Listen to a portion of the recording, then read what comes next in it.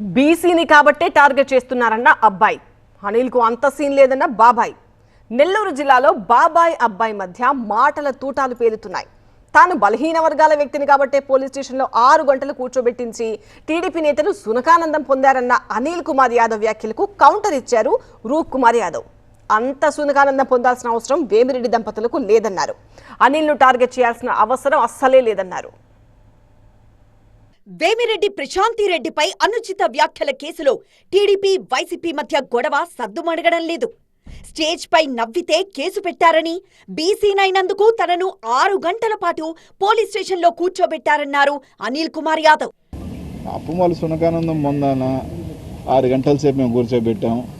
అనిల్ నువ్వు చెప్పినట్టు ప్రశ్న 3 గంటలు కూర్చోబెడితే నా మీద 6 గంటలు కూర్చోబెట్టినందుకు ఏమో నా మీద ప్రేమ ఎక్కువేమో, నా మీద అభిమానం ప్రేమ కొంచెం చనువు ఎక్కువేమో. వాళ్ళకి తెలుసు కదా వాడు వీడు దొనపోతూ అని తిట్టి అంత ప్రేమ నా మీద ఉంది కాబట్టి 6 గంటలు ఎక్కువ కూర్చోబెట్టారు.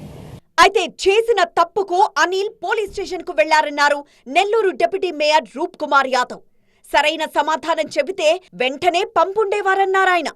అనిల్ కు బీసీనన్న విషయం ఇప్పుడు గుర్తొచ్చిందా అని ప్రశ్నించారు రూప్ కుమార్. ఈ రోజు గుర్తుకొచ్చారా అని బీసీలను అడుగుతా ఉన్నా. నువ్వు ఎమ్మెల్యే టికెట్ వచ్చినా 2009లో, 2014లో నువ్వు శాసనసభ్యుడైనా, 2019లో నువ్వు మంత్రి అయినా అనిల్ కుమార్ యాదవ్ అని ఉండబట్టి అది ఈరోజు గుర్తుకొచ్చిందని కనుడుతున్నాను. నాకు జన్మనిచ్చిన నెల్లూరు జిల్లాకి ఎంతో కొంత సేవ చేయాలని ఆలోచన చేసే తపన పడే ప్రభాకర్ రెడ్డి గారి గురించి మాట్లాడితే మగతనం అవుద్దనుకుంటే మాత్రం భ్రమ. బీసీ నాయకుడిని కాబట్టి 6 గంటలు నన్ను కూర్చోబెట్టారు. నువ్వు లోపల ఏ విధంగా సమాధానాలు చెప్పావు? అవతల ప్రసన్న కుమార్ రెడ్డి గారు పోయి 3 గంటలకు వచ్చారు, నన్ను బీసీని కాబట్టి 6 గంటలకు కూర్చోబెట్టారు. సునకానందం పొందారు. 6 గంటలకు కూర్చుంటే సునకానందం రాదు.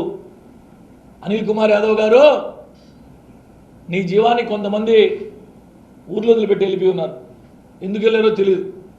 నిన్ను 6 గంటల సేపు కూర్చోబెట్టి సునకానందం పొందాల్సిన అవసరం వేమిరెడ్డి ప్రభాకర్ రెడ్డి గారికి, వేమిరెడ్డి ప్రశాంతిరెడ్డి గారికి లేదు అని చెప్పి తెలియజేస్తూ ఉన్నా.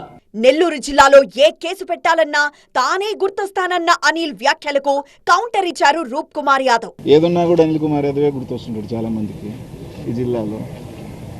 ఏదున్నా తీసుకొచ్చి అట్టు తీసుకెళ్ళి అనిల్ కుమార్ యాదవ్కి అంటగట్టండి.